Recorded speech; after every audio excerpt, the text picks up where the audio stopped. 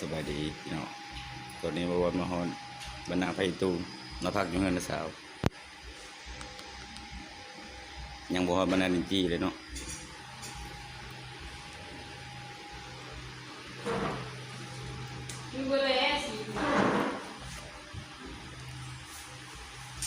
ยาละกอบ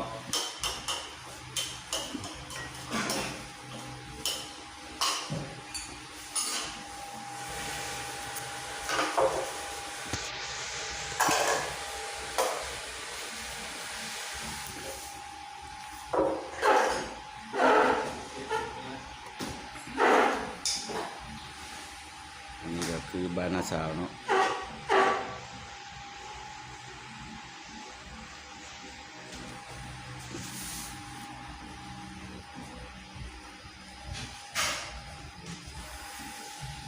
ระวังกับ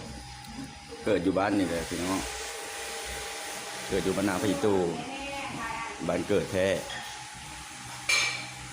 แต่ไปอยู่บรรณาดินจี้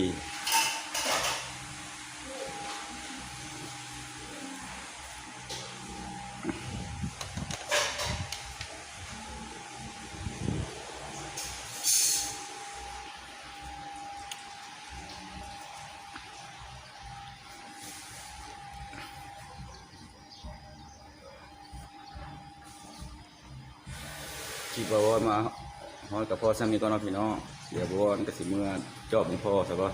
สบายดีสบายดีพี่น้องตอนนี้บวรมาฮอนบรรณาไฟตูมาพักอยู่เงินนะสาวยังบ่ฮอดบรรณาดินจี้เลยเนาะ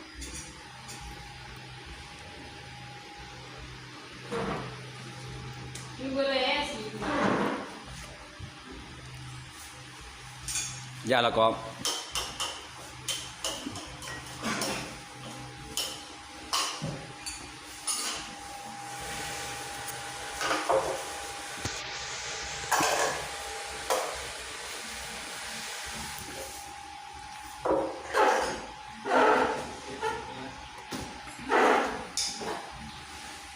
อันนี้ก็คือบ้านนาสาวเนาะ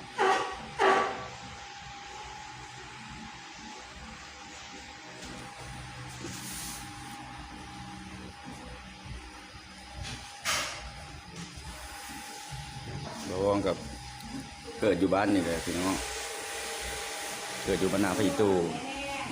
บ้านเกิดแท้แต่ไปอยู่บรรณาดินจี้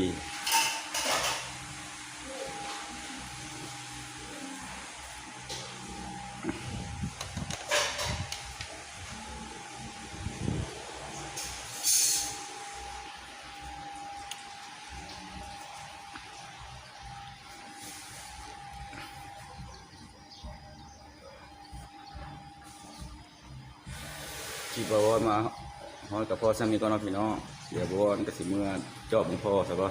สบายดี